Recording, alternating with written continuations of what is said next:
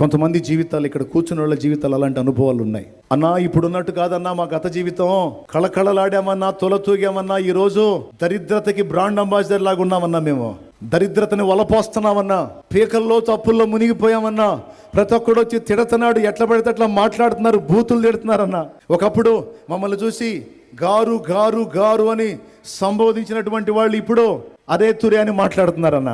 మా బ్రతికిలాగా అయిపోయింది అని తామున్నటువంటి ఇబ్బంది కొలిమిని బట్టి కొంతమంది బాధపడుతూ ఉంటారు. నేను మీతో చెప్తున్నాను, ఒకవేళ మీరు ప్రభువుని ఆహ్వానించి మీ బ్రతుకుల్లో పిలిచి ఉంటే, ఆయన మీతో కూడా ఉంటే, మీకు ఇక నేను చెప్పే అవసరమే లేదు, ఖచ్చితంగా టర్నింగ్ తీసుకుంటుంది. ఒకవేళ ఇంకా ప్రభువుని పిలవకపోతే, ఇప్పుడే నువ్వు ఈ రోజే ఈ కూటానికి ఇక్కడికి వచ్చి ఉంటే, ఈరోజు నీకు చెప్తున్న శుభవార్త, నా యేసయ్యని నీ బ్రతుకులోకి ఆహ్వానించు, నా యేసయ్యని నీ జీవితంలోకి ఆహ్వానించు, కనీసం ఈ రోజన్నా ఆహ్వానించు. ఆయన నీతో చెప్పింది చేయటానికి సిద్ధపడి పిలు. ఇప్పటిదాకా మంత్రగాళ్ళు చెప్తే చేశా, సిద్ధాంతులు చెప్తే చేశా, చేతబడోళ్ళు చెప్తే చేశా, ఉచిత సలహాలు ఇచ్చిన వాళ్ళు ఏది చెబితే అది చేశా, మొక్కనిది లేదు, తిరగనిది లేదు, అన్నీ అయిపోయినాయి. కానీ నా బ్రతుకు మారలేదు, నా శాపం నన్ను విడిచిపోలేదు.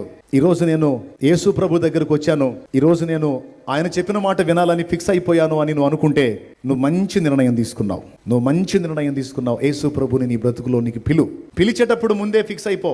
ఆయన ఏదైతే చెప్తాడో అవన్నీ నేను చేయాలి, ఇక ఆయన ఏది చెప్పినా అడ్డు చెప్పకూడదు అనే తీర్మానంతో నేను చెప్తున్నా, ఆయన నీ జీవితంలో నీకు వస్తే, నీవు కోల్పోయిన సంవత్సరముల సంపదని తిరిగి నా తండ్రి నీకు దయచేయగలడు. కొడితే గట్టిగా కొట్టాడు, లేకపోతే సర్దుకోండి అని చెప్పా. ఎందుకు బతిలాడినట్టు?